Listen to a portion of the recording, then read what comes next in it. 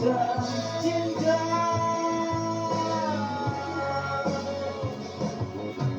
Kau yang sungguh selalu setia menemani kesepian.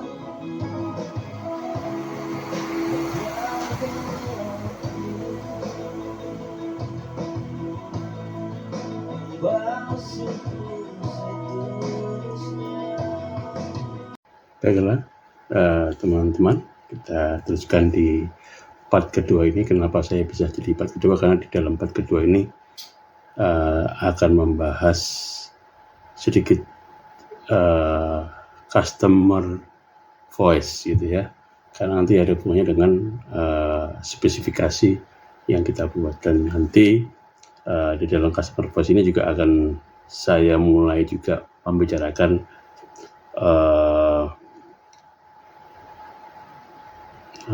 house of quality yang di bawah payung sistem quality yang namanya quality function deployment. Di dalam quality function deployment itu di dalamnya ada tools yang namanya house of quality. Quality function deployment adalah seperti konsepnya Tuan Deming ya, kualitas itu dibangun di dalam produk, bukan asal jadi terus kemudian repot memilah-milah, repot membetulkan sana sini ya. Jadi kalau dari dalam produk saja sudah didesain kualitasnya, itu nanti gangguan-gangguan yang lain adalah karena mungkin gangguan lain dari ada mesin yang rusak, ada suhu yang sangat ekstrim berbeda. Jadi di dalam produk sendiri sudah didesain sedemikian rupa supaya kualitasnya adalah baik, dan itu bicara mengenai kualitas berarti bicara mengenai produktivitas, bicara mengenai efisiensi dan sebagainya, efektivitas dan efisiensi. Nah, untuk itulah makanya sekarang akan saya singgung mengenai voice of customer ya, dan itu nanti akan dilandasi oleh konsepnya Tuan Deming, dan mungkin toolsnya adalah quality function deployment begitu.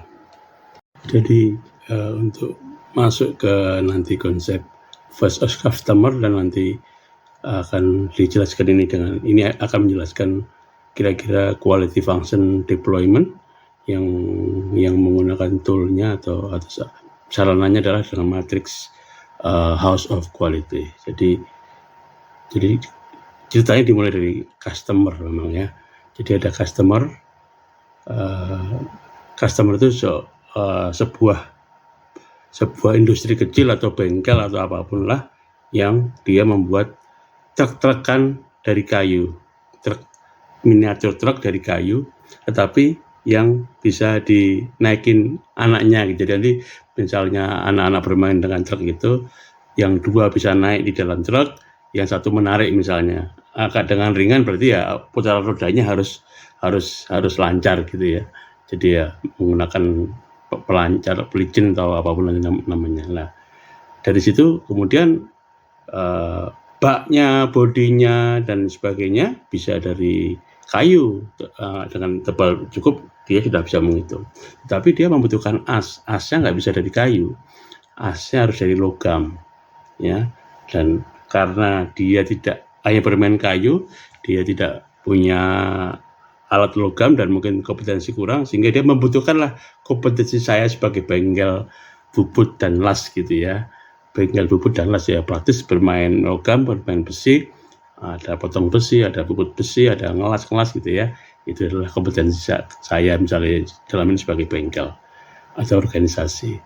Jadi bengkel las ini mempunyai mesin bubut karena memang bengkel las dan bubut kemudian mempunyai las argon, las asetilen, las listrik yang mic maupun yang batangan gitu ya, tergantung bedanya. Kemudian mempunyai gerinda potong. Dalam hal ini gerinda potong ini kan orang bilang gerinda itu sebenarnya pisaunya itu bisa pisau gerinda atau pisau yang dari metal saw ya. Jadi bisa diganti antara gerinda dan metal saw, karena ini ex Jepang, memang kita beli dari Jepang, sehingga dia agak presisi, gerakannya lurus, tidak miring-miring gitu ya. Jadi cukuplah, baguslah untuk memotong sebuah pipa menjadi rata, tegak lurus begitu.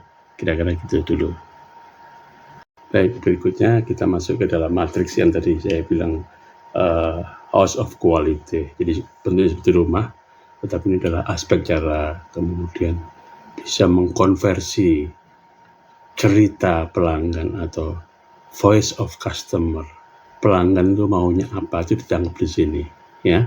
Kemudian dari pelanggan yang cerita semau-mau dia ceritanya apa, kemudian dari cerita beliau itu adalah keinginan beliau, kemudian kita harus merubahnya ke dalam, mentransformasikannya ke dalam bentuk operasional yang supaya dalam konkret operasional, supaya barang yang tadi beliau mau itu bisa dikerjakan di masing-masing proses, tetapi pada saat nanti digabung akan menjadi seperti yang beliau mau, ya kan?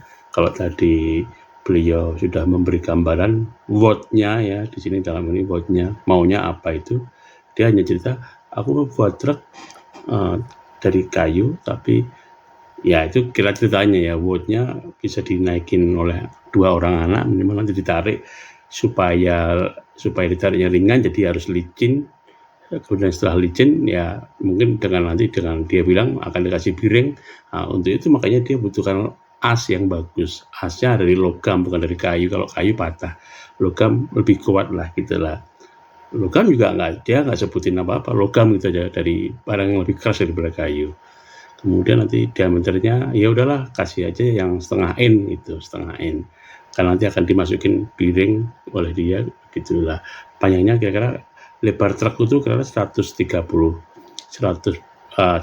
cm misalnya ya, sehingga aku butuh asnya itu 150 cm supaya nanti bisa tak masukin piring sisinya 55 sehingga menjadi 10, total cukup untuk menaruh ban di bawahnya, sehingga bannya licin, bannya berputar gampang karena ada piringnya, sehingga membutuhkan as satu truk membutuhkan 2 as depan dan belakang. Jadi satu unit saya butuhkan dua buah as lah. Asnya dari logam, diameternya 150, bahannya ya logam, terserah apa aja gitu. Nah dari situ kan itu what-nya. Kemudian yang menjadi prioritas dia apa, nanti kita tanyain. Nah setelah jadi prioritas dia apa, kemudian antara prioritas dia itu apa, kemudian dengan dari segi teknikal, di bawahnya ada segi teknikal itu harus seperti apa saya membuatnya, aspek teknis supaya bisa dikerjakan di lapangan. Kemudian di sini saya memplanning, saya lihat juga misalnya ada customer lain yang bisa membuat pipa yang as yang, aku belum mau pipa ya, as yang sama. Kami cukup gak kompetitif untuk misalnya orang dia aspeknya dia pesan ke saya karena saya di sebelah dia gitu, dibandingkan dia cari-cari orang lain yang jauh, mungkin waktunya lama, kalau mau komplain juga repot, omongannya berat. Kalau sebelah-sebelahan kan gampang. Nah, mau hari ini mau ada jadi 10, diambil langsung 10. Kalau jauh kan misalnya jadi harus ada ongkos dan sebagainya. Kemudian bahannya apa gitu kan, mungkin karena di sebelah kami banyak toko besi yang jual pipa, atau bahkan juga banyak toko-toko loak gitu yang jual pipa yang sama juga, misalnya logam setengah in atau apa ya. Kemudian dari ketiga aspek itu kita hubungkan, kita relasikan prioritasnya ini, dari segi tekniknya adalah ini, dari segi planning kompetitor saya mungkin bagaimana strategi pesaing saya gabungkan semua, kemudian diolah menjadi sebuah how gitu di atas. Jadi menjadi dalam konsep ini dari apa, kemudian saya menjadi desain karakteristik ya, nanti desain produknya kayak apa gitu, dari situ tergambar ya. Dari situ desain produknya kayak apa nanti akan kita bawa lagi ke dalam desain karakteristik yang berikutnya, begitu ya, bertahap ya. Oke. Jadi sekarang kita mencoba mendengar masukan pelanggan. Ini penting, kita harus menangkap semua di balik itu apa gitu. Jadi dia hanya bercerita sekenanya bahasa dia, tapi kemudian kita harus bisa menangkap esensi dari itu semua apa. Jadi saat dia bercerita begini begitu gitu, kita tangkap hanya nanti kita konfirmasi lagi.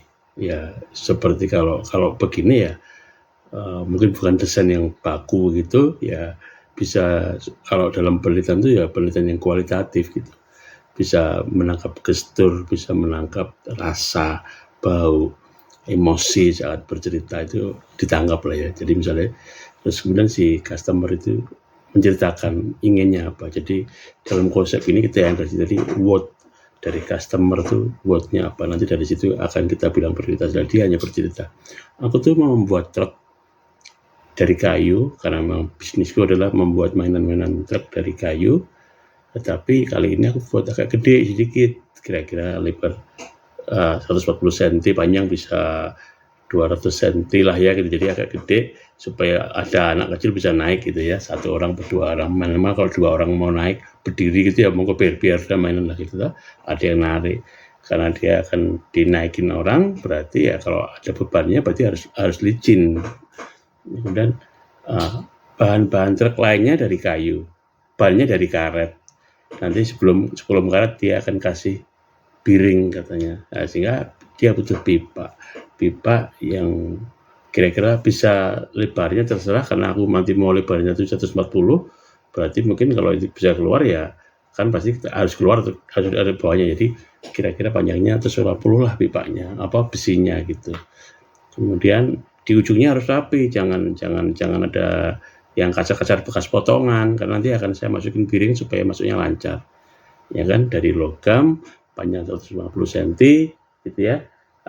Kuat untuk dinaikin 2 orang anak gitu kan ya. Kalau besi setipis apapun, besi dalam konteks ini secara perhitungan dia mampu menahan beban yang besar sekali kan. Mungkin kalau 2 buah besi atau apalagi kok besi pejal gitu kan, itu bisa menampung beban gede, bisa dihitung. Nah, tapi kalau hanya untuk dinaikin 2 orang anak misalnya kecil-kecil gitu ya, mungkin dengan besi itu nggak harus besi gitu kan, dia bilang besi kan, tapi kan kita bisa terjemahkan dengan cara yang lain. Itulah nanti keengineeringan kita bekerja di situ ya.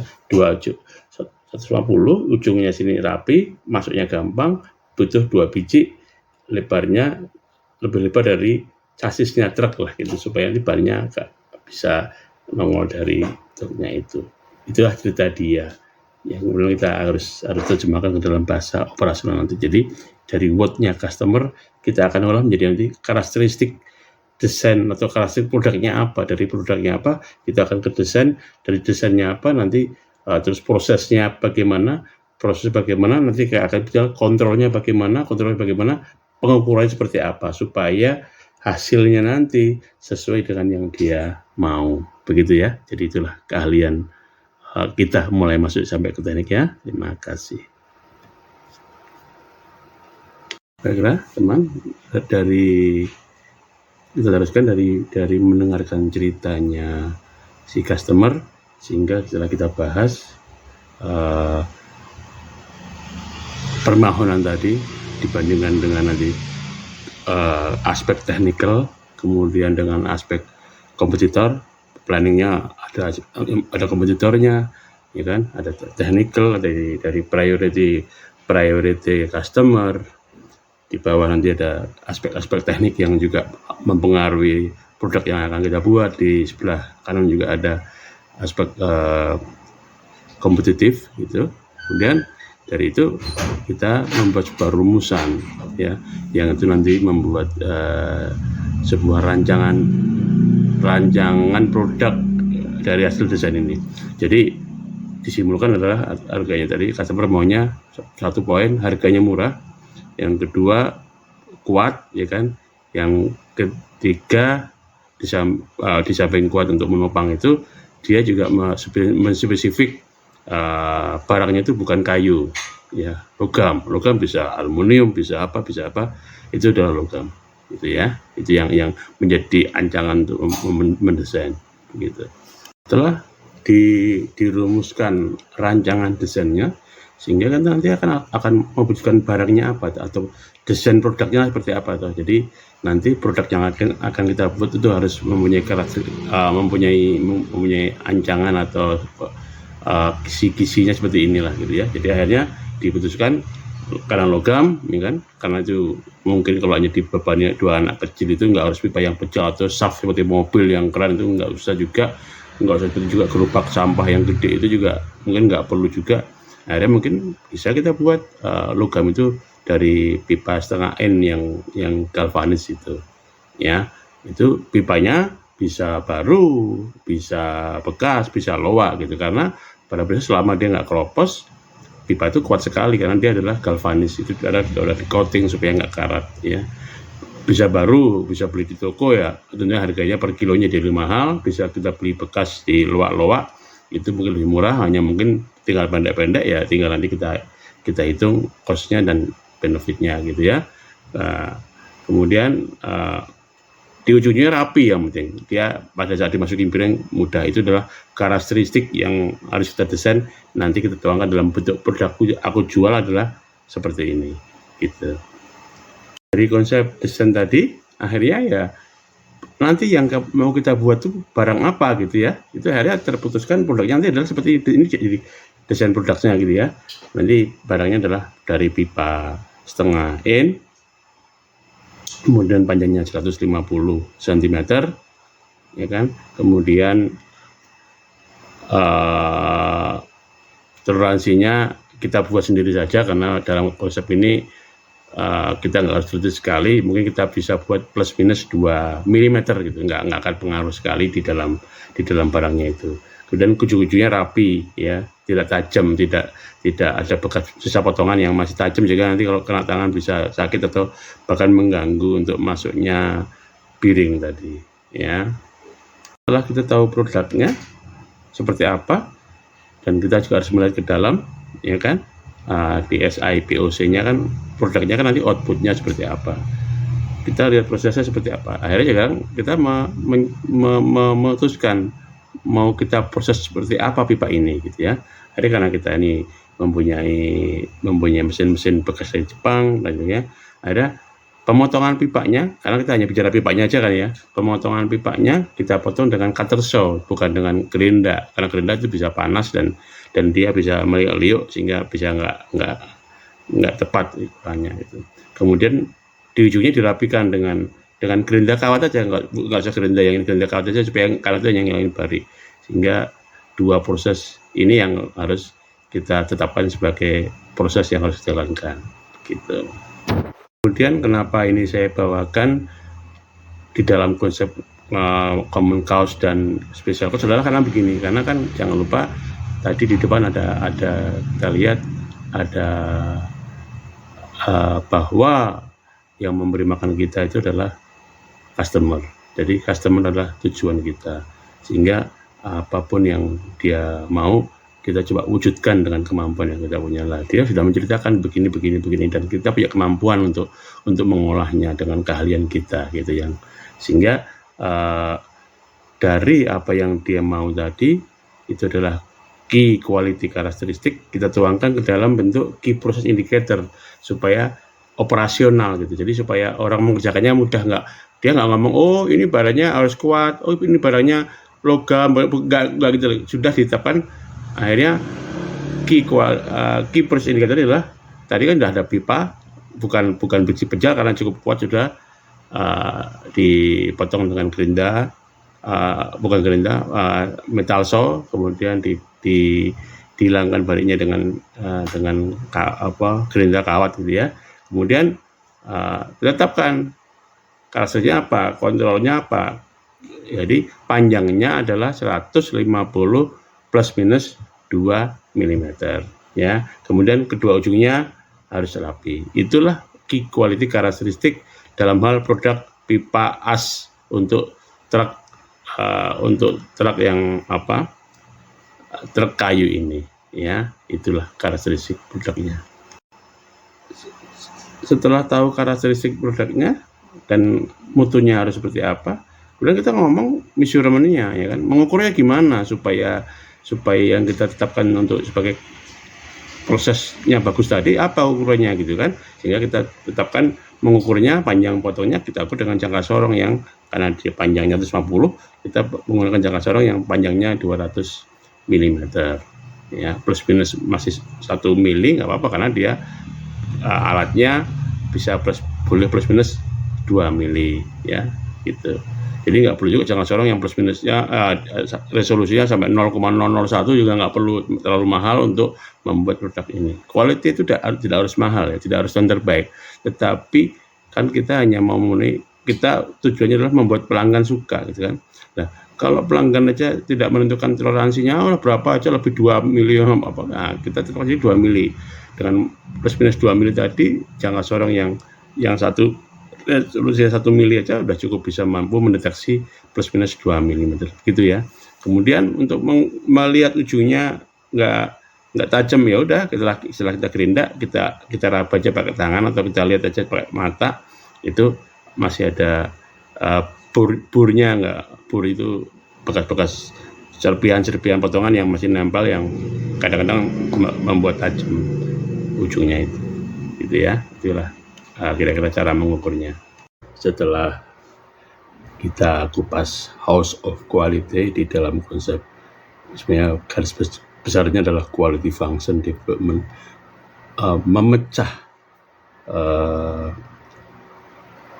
aspek quality di dalam, dari mulai desain awal itu sudah dipikirkan kualitasnya seperti apa sehingga tidak menimbulkan berbagai permasalahan di kemudian hari, misalnya gitu. Bisa masalah QC DSM gitu, kualitasnya sendiri, cost, safety, dan moralnya gitu ya.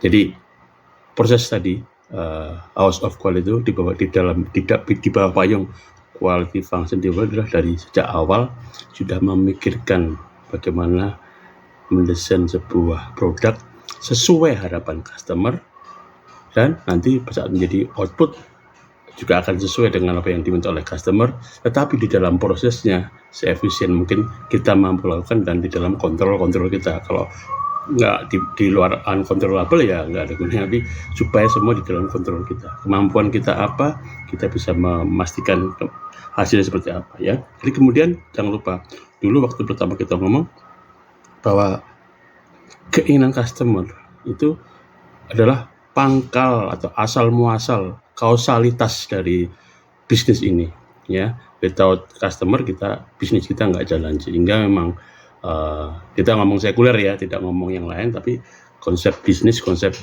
ranah logika kita ya, customer adalah all of cause of this business gitu ya. Jadi keinginan customer tadi adalah purpose kita sebagai sebuah organisasi. Tujuan kita adalah di situ. Kita eksis karena ada itu. Nah, sehingga customer tadi harus kita gali sedalam-dalamnya, sedetail-detailnya maunya apa. Nah, itulah kemudian menjadi, setelah kita bisa menggali maunya customer apa, itulah kemudian menjadi tujuan kita untuk memenuhi tadi ya, dengan output kita sesuai dengan kemauan dia. Akhirnya dia akan bilang good job gitu, saya puas sekali dengan pekerjaan kamu. Di output tadi jangan lupa juga harus bicara ke dalamnya, prosesnya seperti apa ya, sehingga dari mulai output yang harus seperti apa, kemudian di dalam proses kita pecah-pecah lagi dalam proses apa ya kan, sehingga dalam proses ini tadi misalnya dia hanya butuh pipa kuat begini, kita akhirnya membahasakan di dalam bahasa operasional itulah kita bisa menggunakan dialogam ya. Kita menggunakan pipa saja karena nggak usah perlu pecel. Kalau pecel nanti harganya nggak masuk karena jadi mahal, dan sebenarnya secara kekuatan sudah pipa ini udah jauh kuat sekali gitu ya. Jadi cukup masuk ke dalam keinginan customer. Logam sudah, kita pakai pipa galvanis setengah in gitu ya. Bekas pun nggak apa-apa karena nanti itu yang penting tidak keropos, artinya secara besi masih utuh besi gitu ya, bukan besi yang sudah mulai dimakan karat sehingga dia bisa patah, bukan itu. Jadi barang baru maupun bekas bisa, baru ya mahal, tapi pasarnya terjamin ada terus, kita beli kapan aja ada gitu. Tapi kalau bekas kadang ada kadang tidak gitu kan, dan mungkin panjangnya berbeda-beda sehingga ada yang kebuang dan sebagainya. Sudah kita perhitungkan semua nanti ya kan. Jadi kalau seandainya bekas juga mendekati harga baru, ya ngapain kita beli yang bekas, yakin sekali kita beli yang baru. Tapi kalau harga bekas masih jauh di bawah yang baru, kita masih bisa dapat mengcover di situ ya kan. Kemudian